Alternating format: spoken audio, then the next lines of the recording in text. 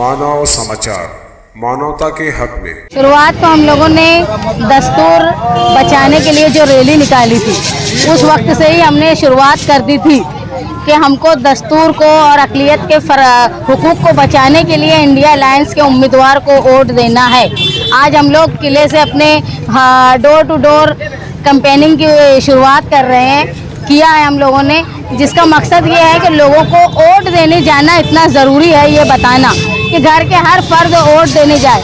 हिंदुस्तान का सबसे बड़ा जमहूरी हक अदा करने का जो मौका है वो पार्लियामेंट का इलेक्शन होता है, और 2014 से जो हिंदुस्तान के हालात हैं, लोगों के हुकूक जो है वो ख़तरे में है, अक़लियत के हुकूक ख़तरे में है। उसको बचाने के लिए हम लोगों को इस बात की आगाही करने आए हैं कि अगर हम लोग वोट देने नहीं गए, अपने दस्तूर को बचाने के लिए, हमारी मजहबी आज़ादी बचाने के लिए, हमारी फितरी आज़ादी बचाने के लिए, और हिंदुस्तान में सालमियत और सेकुलरिज्म कायम रहे, इसके लिए हमको वोट देने जाना है।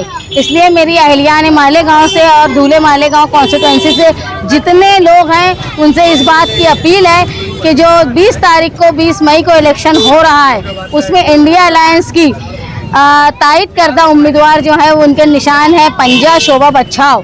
हम लोग हमेशा कांग्रेस के ख़िलाफ़ रहे, लेकिन हिंदुस्तान के इस खूबसूरत जमहूरी निज़ाम को बचाने के लिए ऐसे शरपसंदों के ख़िलाफ़ वोट देना ज़रूरी है जो हमारे मुल्क की खूबसूरती को ख़त्म करना चाहते हैं। इसलिए मेरे लोगों से इस बात की अपील है कि सब वोट देने जाएं और हमारे जमहूरी हक़ का इस्तेमाल करें। ऐसा ना हो कि हमारी कोताही आइंदा ये हक़ को भी हमसे छीन ले।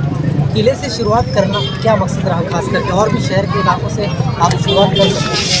किला जो इलाका है वो शहर के मरकज़ में वाक़ है और यहाँ गुंजान आबादी है। गुंजान आबादी में अगर शुरुआत की जाए तो जाहिर सी बात है वो इलाके की बात शहर के मुख्तलिफ हिस्सों में पता चलती है। दूसरी बात, किला हमेशा से सान्याल साहब के मानने वालों का रहा है, इसलिए यहाँ लोगों को सियासी शऊर जो है वो ज़्यादा है। इसलिए यहाँ से शुरुआत करना मतलब ये है कि भाई कैंपेनिंग को कम वक्त में ज़्यादा दूर तक फैलाने के लिए हम लोगों ने किले से शुरुआत की। समाजवादी पार्टी मालेगांव की तरफ से डोर टू डोर कैंपेनिंग का काम शान-ए-हिंद की क़यादत में शुरू किया गया। हम किला के इतराफ़ की बस्तियों में जब घूमना शुरू किए तो यहाँ पर निहाली लोग, जो निहाल साहब को मानने वाले लोग थे, कुछ पुराने बुजुर्ग लोग मिले जो बड़ा हैरत कर रहे थे कि हमारे पॉम्पलेट पर पंजा निशान कैसे है। एक दो लोग बोले कि अपनी तो पूरी ज़िंदगी यही में चली गई ऐसे लड़त लड़त। मगर जब हमने बताया कि आज मोदी सरकार और बीजेपी मुल्क में जो हालात पैदा कर दिए हैं, इसलिए आज ज़रूरी है कि मोदी सरकार और बीजेपी को हराया जाए। इसलिए हमने सारी हमारे अंदर जो कांग्रेस को लेकर मतभेद थे या उसके ताल्लुक से हमारी जो भी लड़ाई थी, उनको हमने अभी सर्द खाने में डाला और हम वोट मांग रहे हैं। और इस बात को लेकर बड़े बुजुर्गों ने काफ़ी मुबारकबाद दी कि आज जो हालात हैं और मालेगांव शहर में सियासी माहौल, वोटर स्लिप से लेकर सियासी प्रचार और सियासी माहौल अगर कोई बना सकता है तो वो सिर्फ निहाली वर्कर बना सकते हैं। और यही वजह है कि जब संविधान सुरक्षा रैली निकली उसके बाद इस मुल्क के इस शहर में जलसे शुरू हुए, और मुझे पूरी उम्मीद है कि आज डोर टू डोर कैंपेनिंग के बाद दूसरे लीडरान भी मालेगांव शहर के बाहर निकलेंगे, बीजेपी, आरएसएस और मोदी सरकार के खिलाफ कैंपेनिंग करेंगे, क्योंकि रास्ता हमेशा निहाली वर्कर ने इस शहर को बताया है। और हमारा मकसद है कि वोटिंग का परसेंटेज बढ़े, और इस बार जो हालात दिख रहे हैं मुल्क के, उस हिसाब से कहीं ना कहीं ये उम्मीद है कि इंशाअल्लाह फिरका परस्तों की हार होंगी।